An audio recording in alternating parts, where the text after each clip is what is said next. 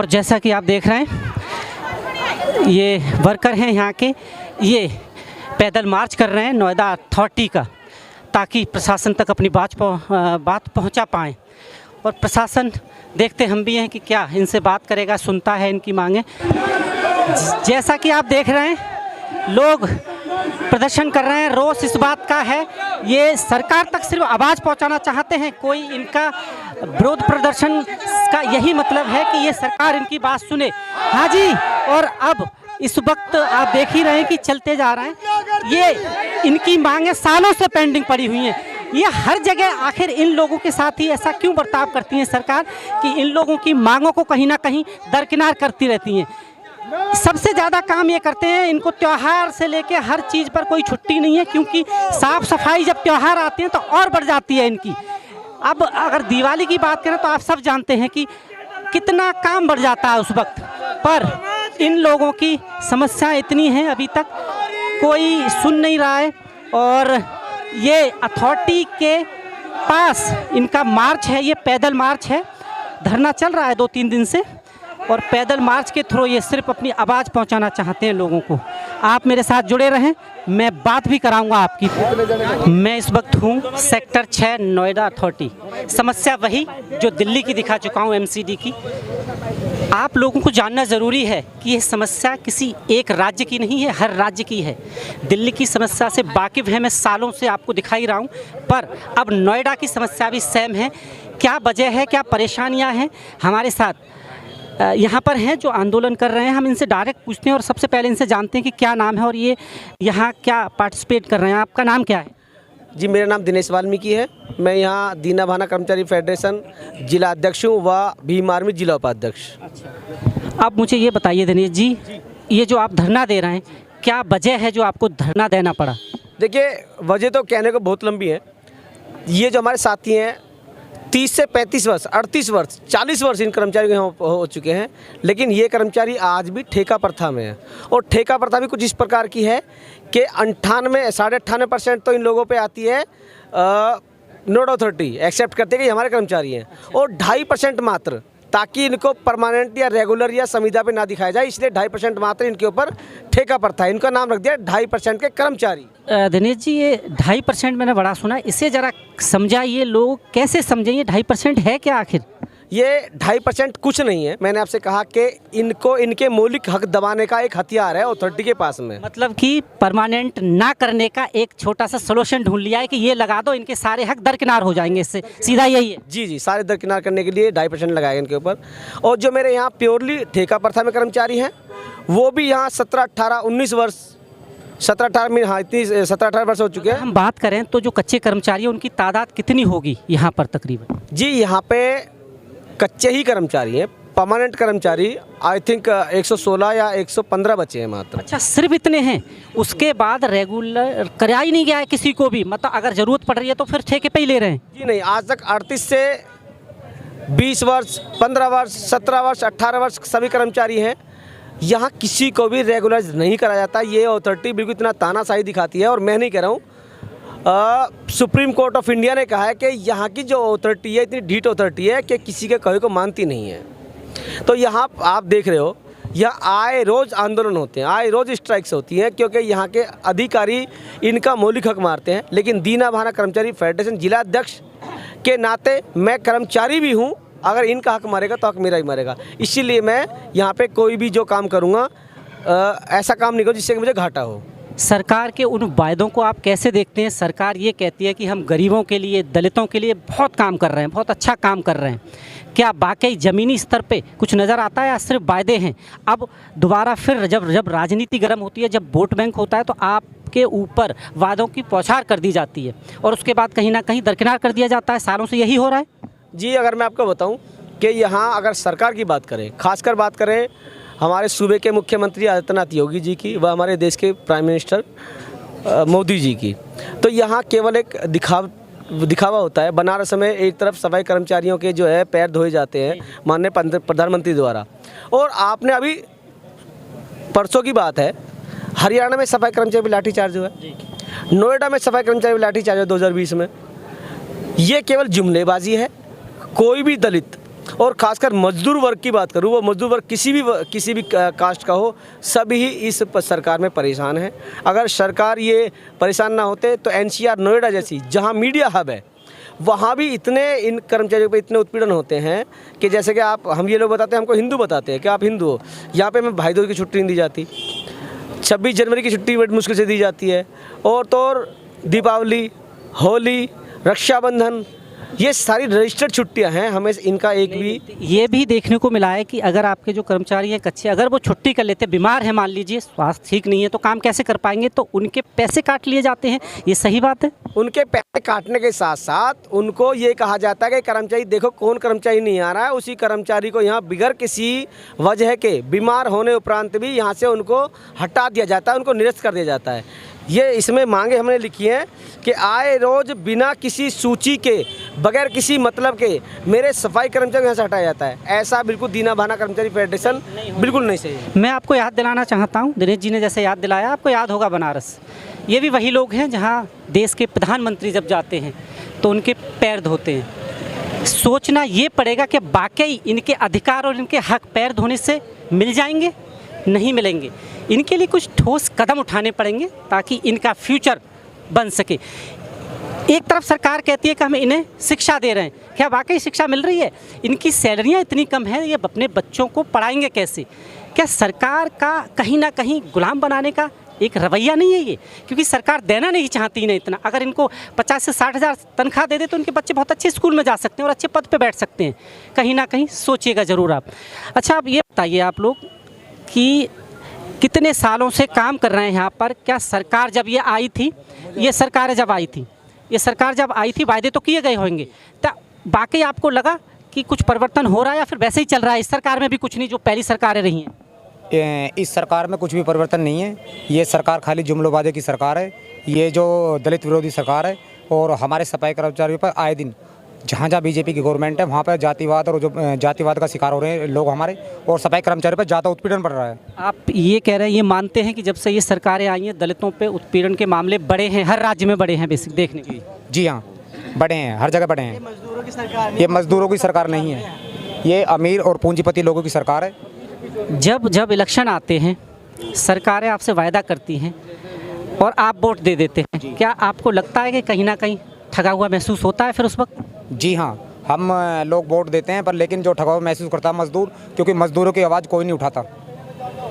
इसीलिए जो हमारे हर सूबे की बात कर रहा हूँ मैं, हर सूबे के अंदर हमारा सफाई कर्मचारी पिस रहा है। सारे भारत के अंदर देख लो, कहीं पे भी जाओगे आप, सफाई कर्मचारियों पर दिन पे दिन अत्याचार और ठेकेदारी प्रथा लागू की जा रही है दिन पे दिन। जबकि ये कार्य ऐसा है कि ये नित्य रोज का कार्य है, और हम ऐसे कार्य को करते हैं जिसको लोग करने से भी बहुत घृणा करते हैं, और हमें अपने पास ही बैठाने में घृणा मानते हैं। और फिर भी इतना सब कुछ होते हुए हम अपने देश की सफाई करते हैं। और इतना कुछ हमने कोरोना महामारी में हमारे सारे लोग जितने भी हैं, हमने इतनी बड़ी बीमारी थी, लोग जब अंदर बंद हो गए थे, हमारे लोग जितने भी सफाई कर्मचारी सैनिक है पूरे देश के अंदर सब रोडों पर थे, और रोडों पर होते हुए भी ये इतना हम देश की सेवा करते हैं। मतलब इतने सालों बाद भी आप कह रहे हैं कि आज भी जो जाति प्रथा है, जो छुआछूत है, वो हावी है कहीं ना कहीं। कुछ मानसिक विरोधी ऐसे लोग हैं जो इसमें आज भी चल रहे हैं 21वीं शताब्दी में। ये मानसिक विरोधी तो देखो ये ख़त्म होने का मुश्किल है, ये मुश्किल है सर। अच्छा, एक चीज़ और दिनेश जी, मैं आपसे एक चीज़ जानना चाहता हूँ। एक चीज़ बताइए, हमेशा देखने को ये मिला है कहीं ना कहीं, अगर दलित कमेटी की हम बात करें तो इसमें एकीकरण की कहीं ना कहीं कमी देखते हैं आप? एकीकरण ये इस समाज में नहीं होने देना चाहते हैं। हमको भांति आपके लोगों में भी नहीं है, मैंने ये देखा है। मैं बात करता हूँ किसान आंदोलन की, आपको देखा होगा, शायद वो ये एकीकरण ही था कि सरकार को बैकफुट पे ले आए। पर आप जब ये आंदोलन होते हैं तब तक कुछ टाइम के लिए तो लोग आपके साथ जुड़ जाते हैं, कहीं ना कहीं फिर मैं देखता हूं कि अपनी अपनी पार्टी अलग अलग बना के स्थापित हो जाते हैं। इसका कहीं ना कहीं आप पर जो कष्टों की जो पौछार है वो एक नतीजा है, एकीकरण नहीं है आपके समाज में। जी, मैं मानता हूँ इस चीज़ को कि अभी मेरा समाज शिक्षित है, भोला है, और कहीं ना कहीं इनको किसी भी प्रकार से दबाने की जो काम चलता है। अगर मेरा कोई कर्मचारी है, ये किसी अगर अन्य पार्टी में अगर किसी बात करेगा तो इसको ड्यूटी से निकालने की धमकी दी जाएगी, या मैं हूँ या भाई अगर समाजवादी की बात करेंगे तो भाई पर शिकंजा कस दिया जाएगा मजबूरनवश।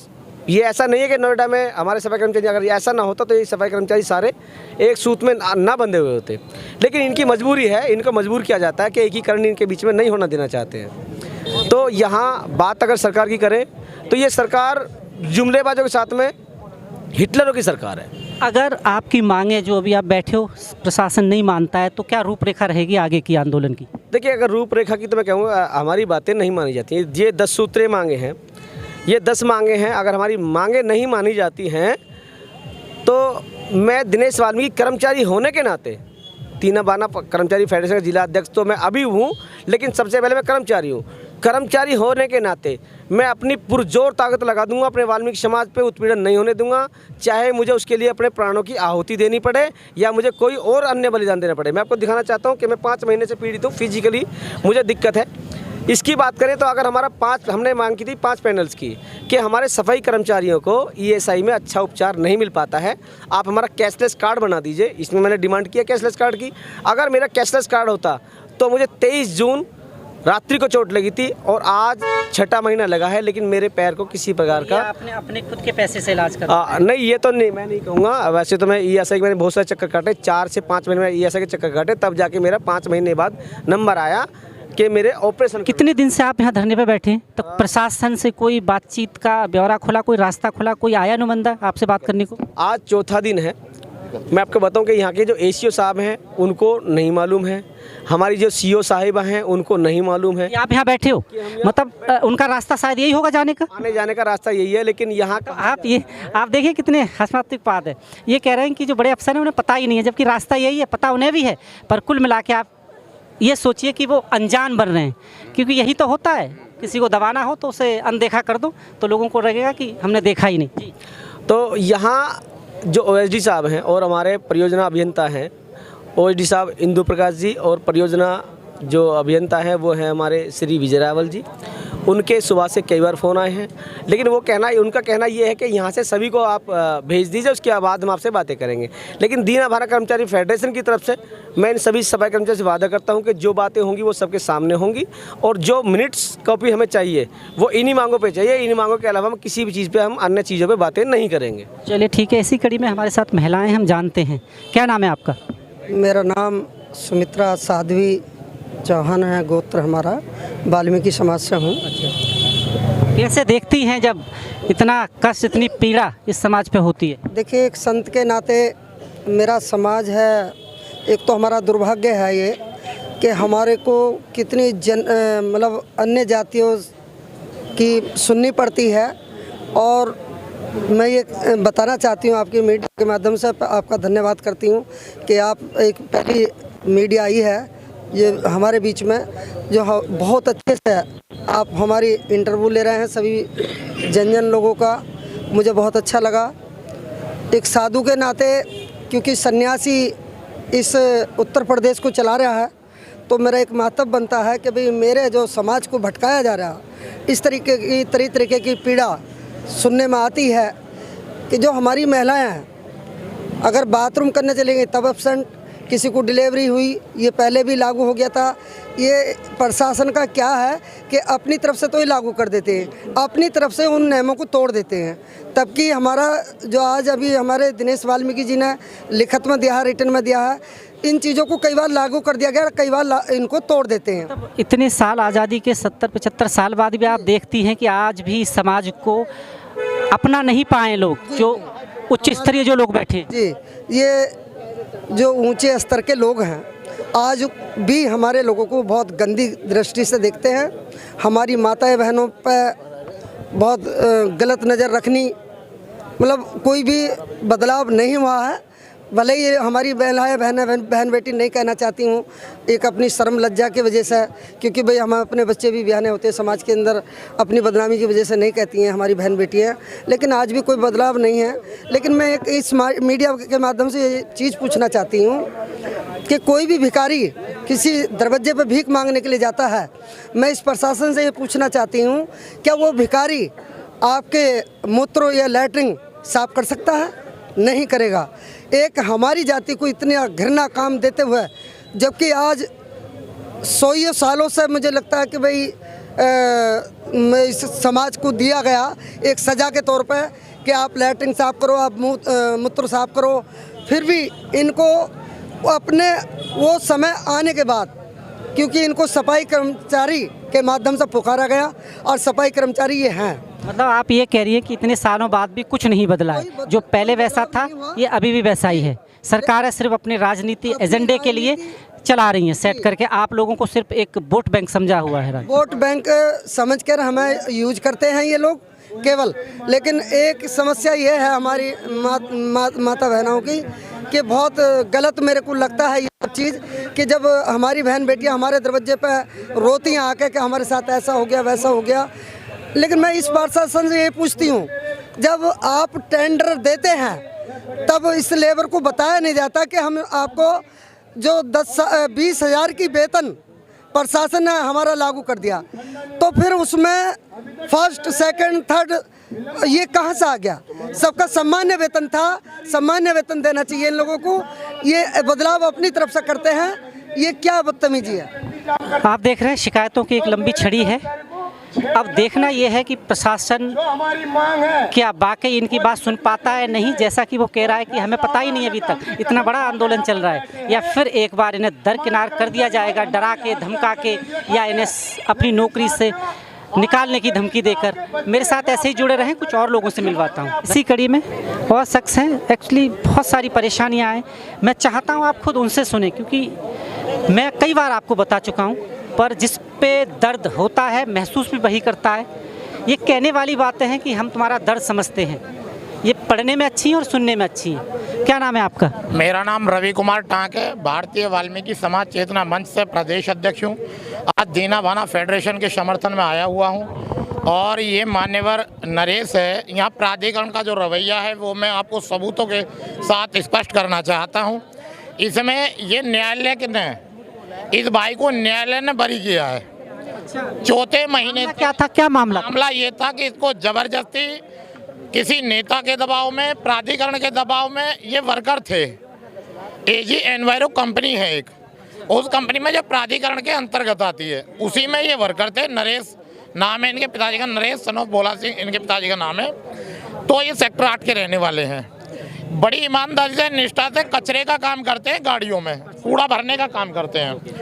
इन्होंने वहाँ पे काम किया, प्राधिकरण ने इनको नेता का नाम लेकर, जो हवाला अभी दिया गया भाई जिलाध्यक्ष के माध्यम से, हवाला देके इन्होंने अपनी कोई बात उठाई। कर्मचारियों के साथ जो शोषण था उसमें अपनी बात उठाई, और बात उठाने के कारण उनको ये सिला मिला कि चौथे महीने में इनको निकाल दिया। मार्च में इन्होंने निकाल दिया और इन पे कंपनी ने केस कर दिया।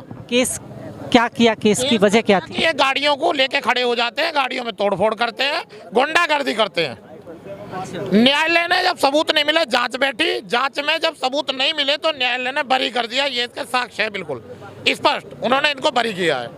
ठीक है, जब इन्होंने बरी कर दिया, बरी करने के बाद में फिर कंपनी के माध्यम से जो हुआ, कंपनी ने भी माना और इन्हें नौकरी से भी निकाल दिया था, या थे? नौकरी पे नहीं लिया गया। अच्छा, मतलब उस वक्त निकाल दिया था इन्हें। हाँ। और उसके बाद अभी तक मतलब कोर्ट के इस ऑर्डर के बावजूद भी नहीं लिया? कोर्ट के बावजूद भी अब तक नौकरी पे नहीं लिया गया। पहली बात जो यहाँ एक चीज और बताने जा रहा हूँ मैं, मेरी बात स्पष्ट सुन लें। शौचालय 450 है यहाँ, 450 मोदी की एक परियोजना के तहत यहाँ 450 शौचालय बनाए गए। 450 शौचालय पे निर्धारित किया गया है कि बॉन्ड के आधार पे भर्ती होगी। 450 शौचालय 24 घंटे खुलाने का प्रावधान था उनका। उसमें इनको स्थापित किया गया कि 900 कर्मचारी लगेंगे, एक सुबह की शिफ्ट में, एक शाम की शिफ्ट में। 900 कर्मचारियों की भर्ती होनी थी। ना तो वो बॉन्ड हुए और ना वो 900 कर्मचारी भर्ती हुए। जिसको देखे उसको पकड़ के बैठाते हैं। मतलब कुल मिला के आप ये कह रहे हैं कि मनमानी चल रही है इस अथॉरिटी में अपनी? उनकी सैलरी नहीं दी गई, 16 कर्मचारी यूरेनल से हटा दिए गए और उनके पैसे नहीं दिए गए, दिवाली पे बोनस नहीं दिया गया। जैसा देख रहे हैं ये सारी जो कहानी है वो इन्हीं की है। क्या नाम है आपका? मेरा नाम नरेश वाल्मीकि है। कोर्ट से आप बरी होके आए, सारे इस कोर्ट ने सबूत देखे, उसके बावजूद भी आपको कंपनी गए, आप अपनी नौकरी? कंपनी गया कहा उन्होंने? मैं स्टार्टिंग से बताता हूँ। जब इसमें एक एजीएम है अनुज भाटी, उन्होंने एक आरोप लगाया मेरे ऊपर कि मैंने उनको मारा पीटा, और उसमें करीब 20-22 धाराएं थी। इसमें 307 जैसी भी धारा थी जिसमें हाफ मर्डर केस लगता है। और लोकेशन उन्होंने सेंटर 82 गेजा की दी, जो कि काफ़ी बड़ी सोसाइटी है और काफ़ी बड़ी मार्केट है। जबकि मैं वहाँ पर आज तक नहीं गया। जब मेरे को पुलिस वालों ने वहाँ पर बुलाया, जब मैं गया तो ये सूरजपुर कोर्ट से सूरजपुर कोर्ट से, ठीक है। केस किया गया है मेरे ऊपर, जो कि सूरजपुर कोर्ट ने ये साबित कर दिया कि मैं वहाँ पर नहीं था।